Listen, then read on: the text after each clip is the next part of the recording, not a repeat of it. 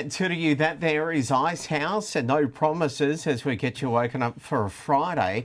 And of course, Dubbo Regional Council is in caretaker mode, so this will be the last time ahead of the local government elections Saturday week that we'll get to talk with the Dubbo Region Mayor, Matthew Dickerson. Good morning to you. I'm incredibly disappointed, Bret. I actually thought we had one more to go. I thought we had one more Friday to go. Oh, well, we might.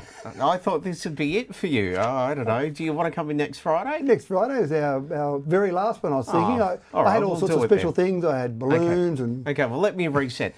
This will be the second last time we talked to the Dubbo Region Mayor. Matt, you had a meeting set down last night, and a few of the things that you had to talk about, the referral of the Dubbo Regional Council financial accounts, and you had 3 DAs to discuss too the last time we talked. How did that go? Did you settle each of those? So I'll go through a couple of those. So it was actually, we had it as a midday one, not an evening one. Oh, right. That was, we've done that before where we know we've just got to have a short meeting rather than get the staff to stay back after hours and all the rest of it when we know it's going to be a short meeting when it's a very specific topic. So often, and this is going back to even Dubbo City Council days, often when it's an extraordinary meeting rather than an ordinary meeting, then it would be at midday. And maybe that's a bit of history, or maybe it's because they're typically short. Yesterday was 19 minutes, so that was a fairly short meeting compared to... It's a pretty quick one for you guys. It is a pretty quick one, yeah, that's right. So a few things to discuss there. The main reason we had that, so we did think the one that we had the day before caretaker on the 15th of August was going to be the last, but as you know, we talked about that. Yeah. We resolved at that meeting to have one more because we just love each other so much. We thought we'd just do it one more time.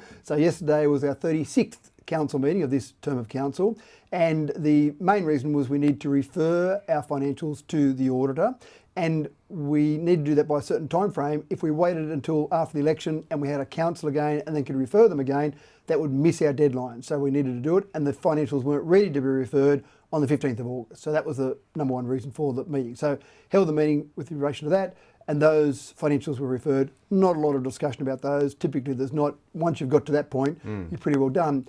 And I mentioned last time there were 3 DAs that need to be considered by council. That's correct, but only one of those 3 DAs actually was ready to actually go to the council meeting. So unfortunately the other 2 will have to wait until the new council elected at a new council meeting. So that puts a bit of a delay on those, which is disappointing because we lead the league table, Bret, of all councils over a certain size. We're the number 1 in the state for the time a DA spends in council. So there's a league table that the planning minister has announced a few months ago, and we've been on top of that. So we don't want any delays in those DAs unnecessarily.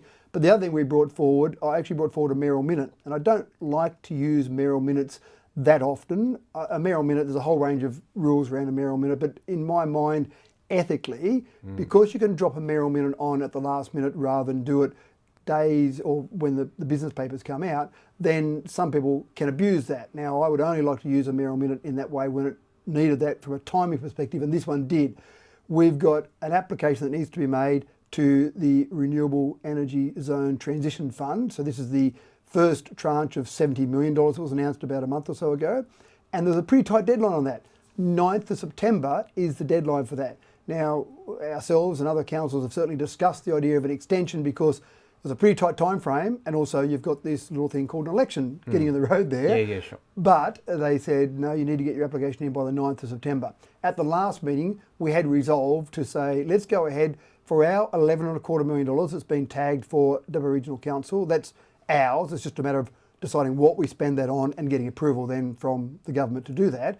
But we had said at the 15th of August meeting, let's put that in for the React Centre. But the feasibility study hasn't been finished yet. So when we did that, we said subject to good outcomes from the feasibility study, because we needed to get the application in, we needed to get it moving, but we didn't have the final feasibility study. So I brought back waiting till the last possible minute because we needed to get as much out of that feasibility study as possible. So I brought a mayoral minute yesterday to the meeting to say, here's where we're up to with the feasibility study, here's a brief bit of information about it.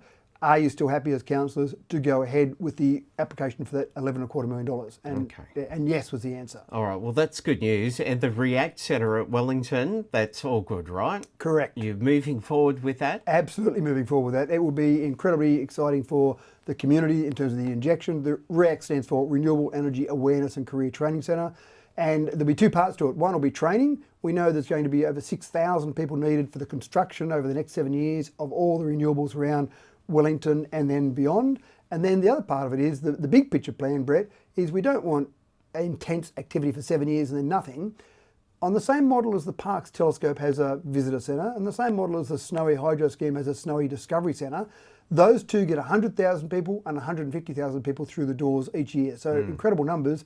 We think some type of similar option in Wellington, having somewhere where you've got a visitor centre, you can learn about renewables, you can look at the renewables, all those sort of things, the same as Parkes, same as Snowy Hydro Scheme, then that there we think will bring 100,000 people to Wellington to look at that every year. And that fundamentally changes the economy of Wellington and certainly helps the entire region. So that's where the big picture for the REACT Centre is going. The first part of that was the $11.25 million that we resolved yesterday to put in for the state government. All right, I know you're a busy person and so are other former mayors, and you go along and sometimes you get invited to speak and that sort of thing. That must be good to do that because you can talk about council and Dubbo, and that promotes Dubbo, I guess, and council and what you do there, even though you're there to speak probably about something else. Do you get paid for that sort of thing, or is that a free thing that you go and attend? Yeah, so all of the things that I speak at as wearing my mayoral hat, and next week's a classic example. I'm in Canberra next week to speak at a Better Futures Forum, and that type of thing. No, personally, I don't get paid for any of those. So I get paid to be the mayor, so there's an income for that, and I figure that that's fair and reasonable that I get paid to do that. But when I go to those things, I don't collect any personal income from those. But the other thing, Bret, that I always ask those organisers, because they're inviting me to speak as the Mayor of Dubbo. Okay. And so when they invite me along to those, I say, well, if you'd like me at that conference, I would like you, as the conference organiser, to pay for the accommodation travel. That seems fair enough. Now, sometimes they do, not all the time, and so council does pay for those sometimes, and sometimes the organisers of those conferences pay for those. So next week, for example, I'm in Canberra, the organisers are paying for the flights, the organisers are paying for accommodation, so I'm not any burden on the community, but I am speaking on behalf of Dubbo Regional Council still, but I'll always ask for that, and then again, depends that structure. Some of the conference organisers are for-profit organisers, and they're the ones that I really put the squeeze on to make sure they pay for it.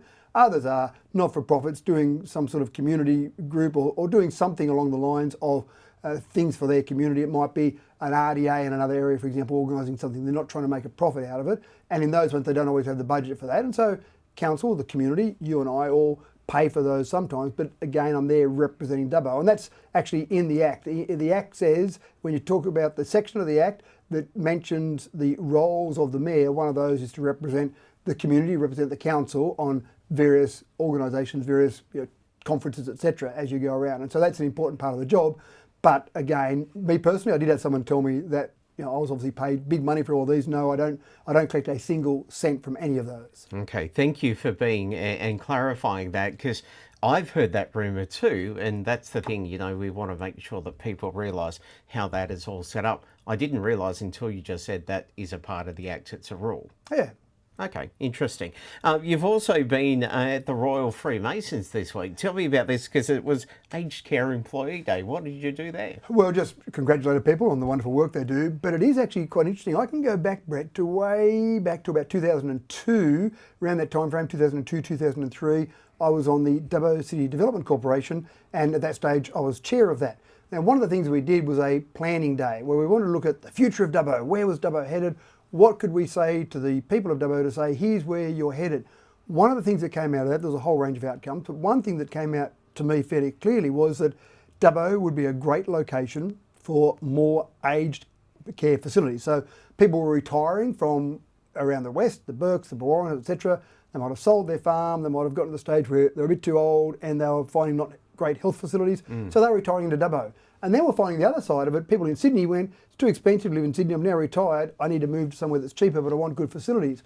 So we identified that, and if you look around now, the number of aged care facilities, incredible, huge number, but you also need employees there. And we get employees, or those organisations get employees from Fiji, from the Philippines, from all over the place, and obviously from Australia as well. But that was just an appreciation day. They had some awards to give out there. It was really just to say thank you to those people, because those people in those aged care facilities rely absolutely, totally on those employees. And from what I've ever seen in those organisations, they all do an absolutely wonderful job caring for these people like they were their own mother or father. And that's what the residents often say to me. They get to the stage where they feel like that's their daughter or their son looking after them. So it was nice to say, thank you for the work they do. Yeah, good job on that. Out of time, Dubbo Region Mayor Matt Dickerson, thank you, and thanks for everything you've done by coming up and being transparent with us all year. Yeah, thank you very much, Oh, Bret. well, it's been 4 years, hasn't it? No, it's been 2.5 years. 2.5, Yeah. that long. All right, well, good luck anyway.